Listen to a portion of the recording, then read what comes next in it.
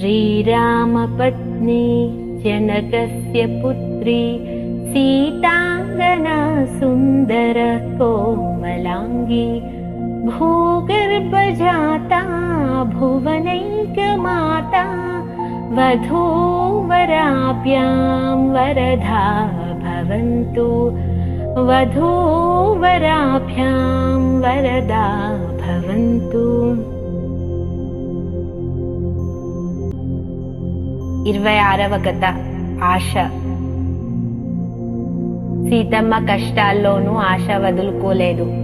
ఆశ ఆమెకు ధైర్యం, బలం ఇచ్చింది. ప్రతి సమస్యను ఎదుర్కొంది. దీనిలోని నీతి ఏమిటంటే ఆశ మనకు వెలుగు ఇస్తుంది. 27వ కథ క్షమ. సీతమ్మ శత్రువులపై ద్వేషం పెట్టుకోలేదు. క్షమతో సమస్యలను పరిష్కరించింది. అందరూ ఆమె క్షమకు గౌరవం చూపించారు. దీనిలోని నీతి ఏమిటంటే క్షమ గొప్ప గుణం. 28వ కథ సహనం. సీతమ్మ ఎల్లప్పుడూ సహనంగా ఉండేది. చిన్న చిన్న విషయాల కోసం కోపం పెట్టుకోలేదు. అందరూ ఆమెను సహనంగా చూడాలి అని కోరుకున్నారు. దీనిలోని నీతి ఏమిటంటే సహనం శక్తిని ఇస్తుంది.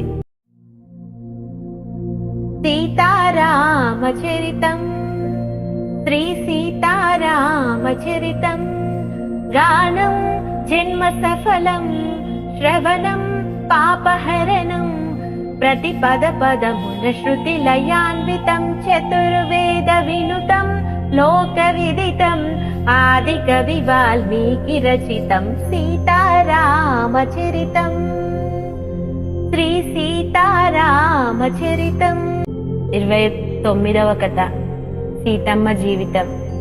సీతమ్మ జీవితం ధైర్యం, దయ, ధర్మం, నిజం, ఆత్మగౌరవం, సహనం నేర్పుతుంది. ఇది ప్రతి మనిషికి ఆదర్శం. దీనిలోని నీతి ఏమిటంటే మంచి గుణాలే నిజమైన సంపద. 30వ కథ సమస్త పాఠం. సీతమ్మ జీవితం ప్రతి ఒక్కరికి ఆదర్శం.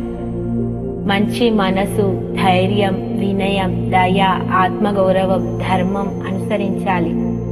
జీవితం గుణాలతో నింపడం ముఖ్యం.